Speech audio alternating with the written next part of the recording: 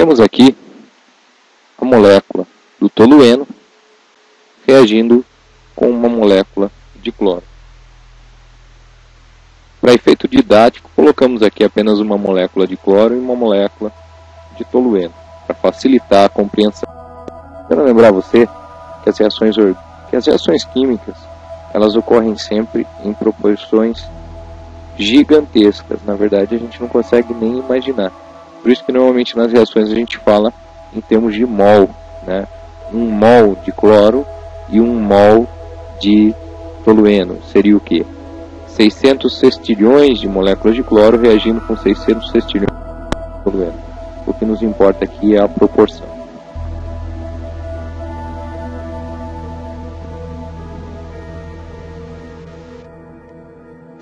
Bom, dando uma ampliada aqui para ver melhor, aqui está a molécula de cloro, 2 cloros ligados por uma ligação simples.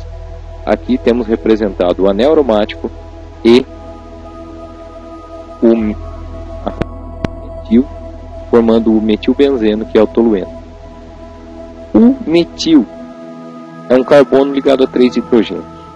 O carbono é mais eletronegativo que o hidrogênio, então ele puxa as ligações aqui, as 3 ligações com hidrogênio, ele puxa para ele os elétrons dessas ligações. Com isso, esse carbono fica negativo. E quando temos um grupo onde o átomo ligado ao anel aromático é negativo, esse grupo é orto-para-dirigente. Então, ele dirige a entrada de um novo substituinte para a posição orto, que seria um carbono depois dele, e também dirige a entrada para a posição para, que seria dando 3 posições depois dele. Então, ou sai esse hidrogênio, ou sai o hidrogênio que está no carbono 2. Vamos representar aqui a substituição formando o composto orto. Lembrando que o composto para também é formado. E, aproveitando aqui a situação, vamos deixar claro uma coisa. Essa coisa de ser orto para dirigente, porque o principal composto formado será ou para dirigente, tá? A reação ela vai mais em cima disso, mas isso não significa que não se forma um pouco do composto que seria o composto meta, né?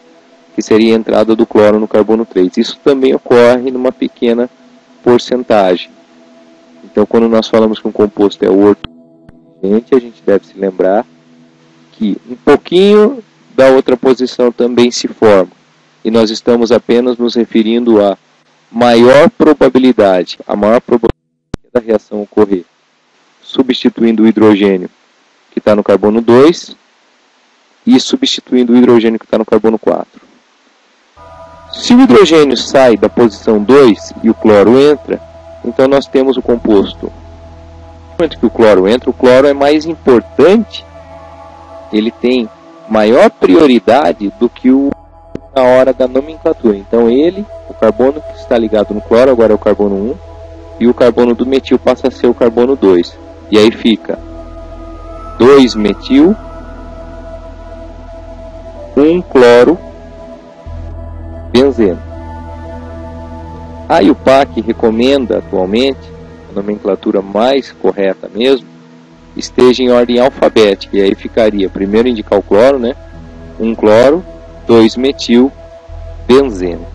Mas o que mais importa é que eles ficarão um na posição 1, outro na posição 2. E o hidrogênio que se para a entrada do cloro, ele vai se ligar com outro cloro que fica sobrando aqui nessa reação, formando o HCl, um subproduto importante desta reação, que é a reação de cloração do tolueno. Só ficou um detalhe aqui. A gente pensou diretamente em atacar o anel aromático, mas quando o cloro reage com o tolueno, pode ocorrer uma coisa diferente do normal, que o normal é atacar o hidrogênio do anel aromático. Mas o cloro, ele é capaz de atacar também o hidrogênio da cadeia lateral. Então a maneira de decorar é a seguinte: CC. Calor, claridade, cadeia. Se você estiver fazendo sobre calor e luz a reação, então a adição será na cadeia lateral, que é onde é o metil.